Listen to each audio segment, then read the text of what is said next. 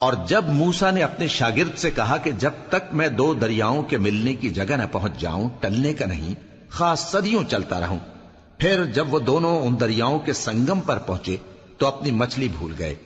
پھر اس مچھلی نے دریا میں سرنگ کی طرح اپنا رستہ بنا لیا۔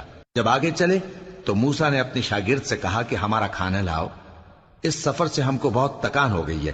اس نے کہا کہ بھلا آپ نے دیکھا کہ جب ہم نے اس چٹان کے پاس آرام کیا تھا تو میں مچھلی وہیں بھول گیا، اور مجھے آپ سے اس کا ذکر کرنا شیطان نے بھلا دیا، اور اس مچھلی نے عجیب طرح سے دریا میں اپنا رستہ بنایا۔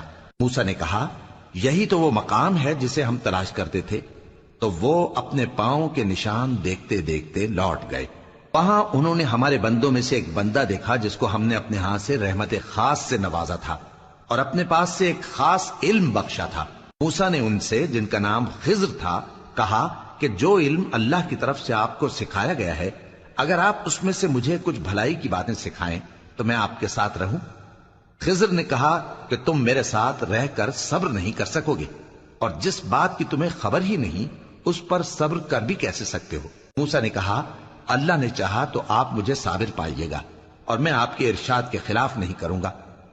خضر نے کہا اگر تم میرے ساتھ رہنا چاہو تو شرط یہ ہے مجھ سے کوئی بات نہ پوچھنا جب تک میں خود اس کا ذکر تم سے نہ کروں۔ تو دونوں چل پڑے، یہاں تک کہ جب کشتی میں سوار ہوئے تو خضر نے کشتی کو پھاڑ ڈالا۔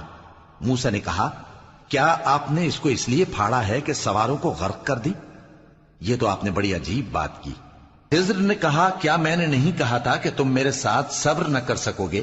موسیٰ نے کہا کہ جو بھول مجھ سے ہوئی اس پر مواخذہ نہ کیجیے اور میرے معاملے میں مجھ پر مشکل نہ ڈالیے۔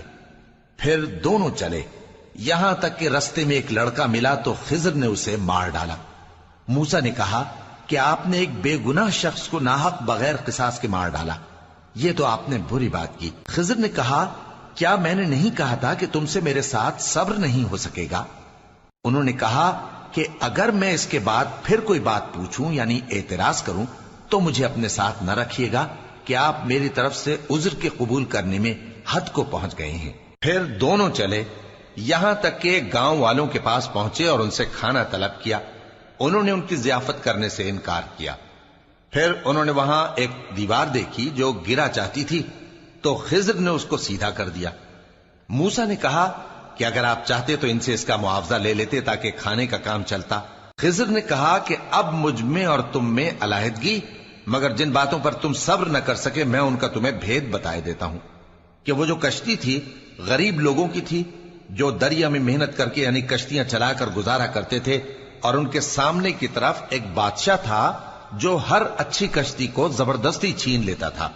تو میں نے چاہا کہ اسے عیبدار کر دوں تاکہ وہ اسے غصب نہ کر سکے، اور وہ جو لڑکا تھا اس کے ماں باپ دونوں مومن تھے۔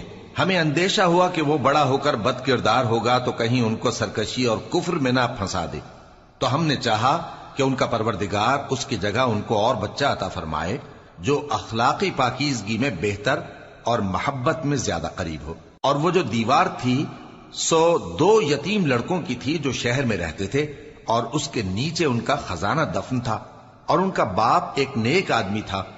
تو تمہارے پروردگار نے چاہا کہ وہ اپنی جوانی کو پہنچ جائیں اور پھر اپنا خزانہ نکالیں۔